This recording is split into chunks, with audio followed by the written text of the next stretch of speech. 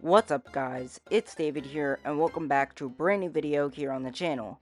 Today I'll be talking about the Nintendo Switch 2 and what to expect from the anticipated reveal trailer rumored to be posted this month by multiple insiders. With all that out of the way, make sure to subscribe to the channel and join the Discord, link in my bio, and let's get started. I first want to go over the physical console, including the filed trademarks and leaked blueprints. First off, the console itself will go back to the LED screen from the original Switch, ditching the OLED screen while keeping the bigger screen from the OLED model. The screen will also support 1080p 60 frames per second in handheld mode, and is also rumored to support 4K in docked mode. The console is supposedly in line with the PS4 and PS4 Pro. That's essentially all we know about the console itself. The new dock will supposedly be using the OLED dock as a base and will feature a new design with a solution to the screen scratching issue from the older model Switch, and is also rumored to have a rotating port in the back for people who plug in their wires on the left side of the dock. The biggest upgrade is by far with the Joy-Con, which will get multiple upgrades. They are now going to feature electromagnetic technology to connect to the console, which will make the rails on the console itself become electromagnetic as well. This will prevent people from attaching the Joy-Con on backwards and potentially prevent them from sliding off the console while in use. The new Joy-Con will also feature metallic SL and SR buttons, which most likely will be the magnet used to attach the Joy-Con to the rails on the Switch. The face buttons will now be colored based on the Super Famicom controller, which is a really nice touch for people with vision impairments, and is also just a really nice cosmetic touch. There will be a new button on the right Joy-Con near the home button, which was leaked, as well as two more buttons on the back of the Joy-Con near the triggers. If I could guess, these buttons could be used as a control center-like button, similar to holding the home button on the current Switch, but now dedicated to its own button with more options. The two triggers on the back are most likely just for mappable buttons. As for some of the other specs, the console will most likely be backwards compatible with current Switch games, and the cartridges will feature a design that will fit only in Switch 2 consoles. The price point will most likely be around $400 and will probably release in March of 2025. I also think we will be getting 3 new Joy-Con sets alongside the new console. I think the basic Switch will include a new white and gray Joy-Con set, combining the base colors from the Switch and the OLED model. Another color option would be a similar red and blue Switch, but instead of the neon red and blue, we would be getting the dark red and dark blue Joy-Con, as seen in the Super Mario Party Joy-Con bundle a few years back. The third console version I think we could see is a neon yellow and neon green bundle. Considering Nintendo discontinued the dark blue, neon yellow, and gray Joy-Cons, I could see them re-releasing them as Switch 2 Joy-Con. The white and dark red Joy-Con have also never been sold separately, which I think would be finally cool to release them in a pair. Next up, I would like to discuss some of the things I want to see on the Switch 2.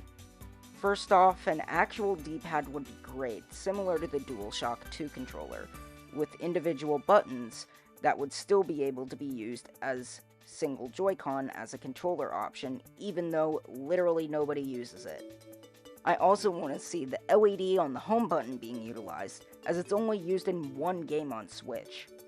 Joy-Con drift is a major thing that needs to be fixed for obvious reasons. And finally, a microphone on the Joy-Con would be a great touch for games that could utilize it, like Mario Party. As for some of the launch titles we can expect, I'm expecting that we will be getting a 3D Mario as the big launch title. Super Mario Odyssey released in 2017, and I think it's time for a new game. Whether it's a sequel to Mario Odyssey or a brand new 3D game, I think it's pretty likely to be the system seller at launch. Another game that we could see at launch could be a Nintendo Land sequel titled Nintendo World, utilizing the new features on the Switch 2.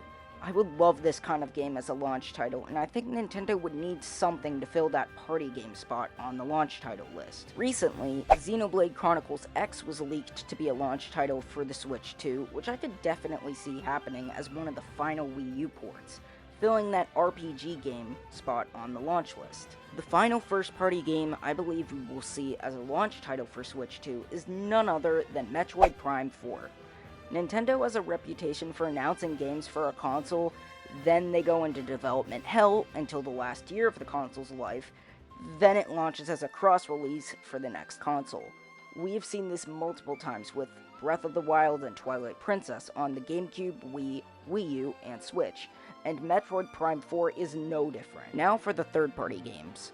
I believe that NBA 2K, Just Dance 2025, and Puyo Puyo Tetris 2 will all get upgraded Switch 2 ports on launch, which will cover the sports, music, and puzzles genres of games coming to the console. I also think that 3 games that were released on Xbox and PlayStation 5 will also be launch titles on the Switch 2, as a way to showcase that Nintendo can finally play the games that haven't been playable on their previous consoles due to hardware restrictions.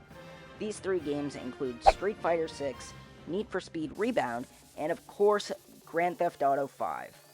Now, the first 2 are pretty likely, but GTA 5 is kind of a wild card pick. With GTA 6 being rumored to be delayed until 2026, I think Nintendo has just enough time to release GTA 5 on one of their consoles. The Wii U and Switch would not have been able to handle GTA 5, which is why I think it would be a great idea to showcase the capabilities of their next console. These games would cover the fighting, racing, and sandbox style of games for their launch lineup, and I think they would be perfect for it. Another leaked launch title for Nintendo Switch 2 is the Final Fantasy VII Remake, which, considering how much support Square Enix has shown to Nintendo, this would be an amazing selling point for the new console, finally being able to run such an iconic and praised game on their shiny new handheld. The final game I think that would be a launch title for Switch is none other than Silksong. Silksong has been announced to be coming to Switch for years now and has been in development hell. Rumors have recently speculated that it would be moved to Switch 2 as a launch title, which I can totally see. This would fill the indie game and 2D platformer spot on the launch lineup, and I wouldn't be surprised. Now, this is all purely speculation and leaks. Nothing about this is confirmed. All we know is that Nintendo Switch 2 is in development and will be announced by March 2025. I've seen so many people make videos about the Switch 2 saying, oh, it's coming now, and all these leaks and rumors, and there are like hundreds upon hundreds and hundreds of videos about it. I didn't want to have to do all that. I wanted to wait and make one video compiling everything that we have heard and what we can basically expect from the reveal trailer.